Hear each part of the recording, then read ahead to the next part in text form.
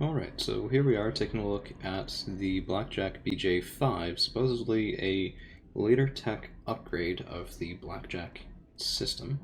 And some of the key features of the upgrade from the earlier Blackjack models is the addition of endo steel as a frame instead of the standard frame, although this removes ferrofibrous armor.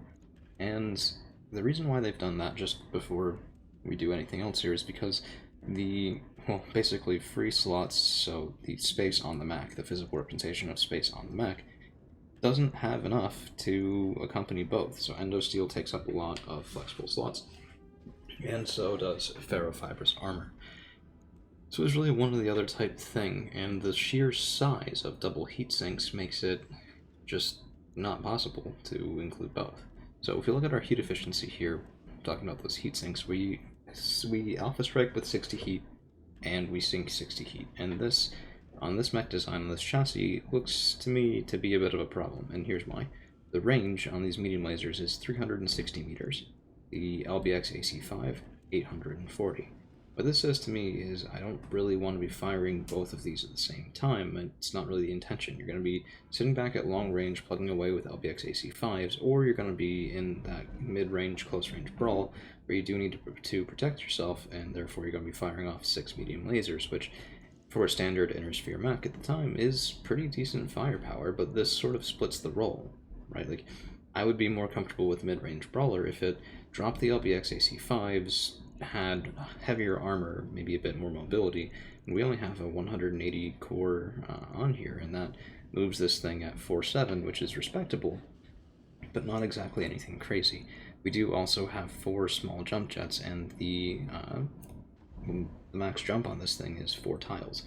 But when you think about the purpose of jumping, like, what is this? 1, maneuverability around terrain, and that's fine. 2, to get behind an opponent and open up.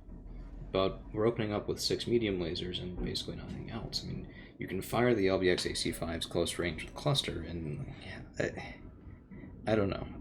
I've seen mid-range things before. I might be mistaken on that, but I don't think this is the mech that I want to be sending into the enemy lands to jump around behind it and land those hits. So we're going to do something a little bit different than in some of the other rebuilds. I'm leaving in the standard XL engine. I'm leaving in double heat sinks instead of clan. We're just going to try and do what we can with this as presented. And the first thing, inner sphere tech, shall we say. So this is an inner sphere tech upgrade.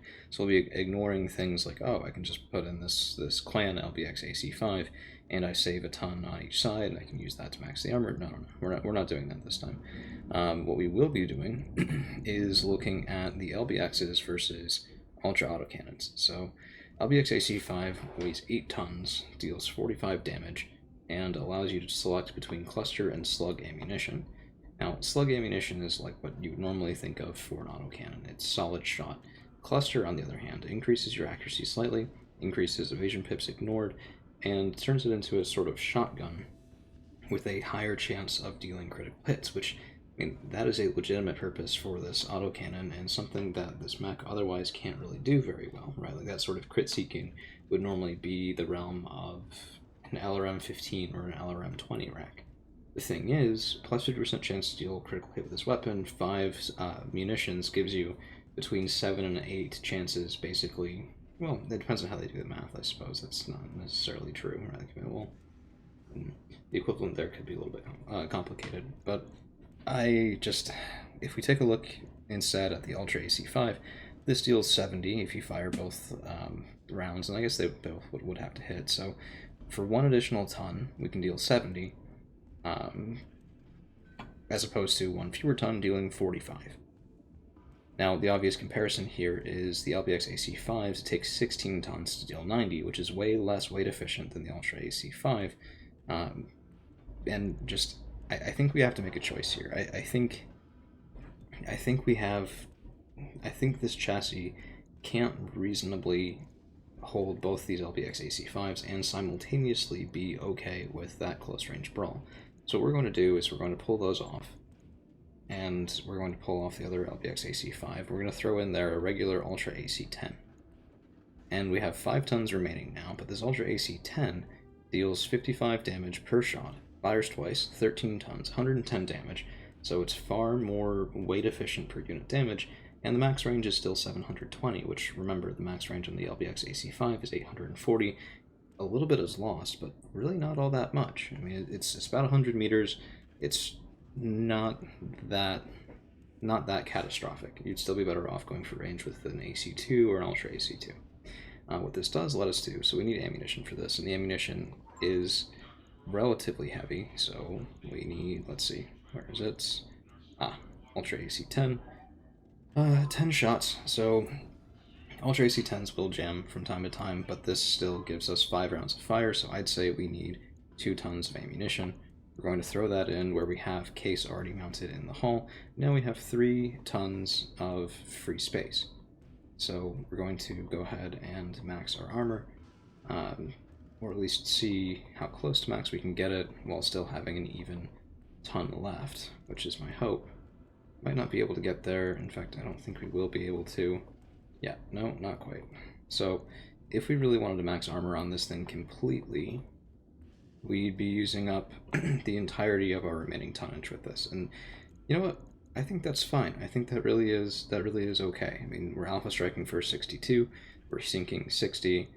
We haven't really made huge changes to the loadout in general, but we have actually increased the damage output of this thing. It's a little bit screwy on what it's displaying for close, medium, and long, but that's because the slightly higher range of the LBX AC5 as opposed to the strictly higher damage output of the Ultra AC10. So the difference between 720 and 840 meters does technically drop us on these two ranges, but yeah, I'm not terribly concerned with that.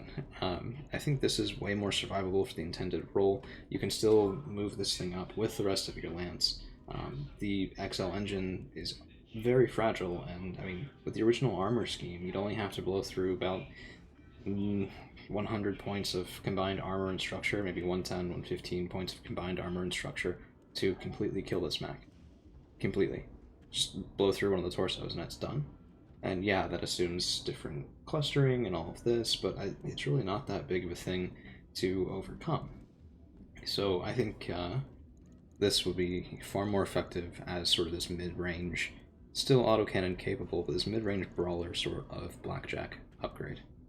Alright, well that's it for right now. Thank you all for hanging around, and we'll see you again real soon.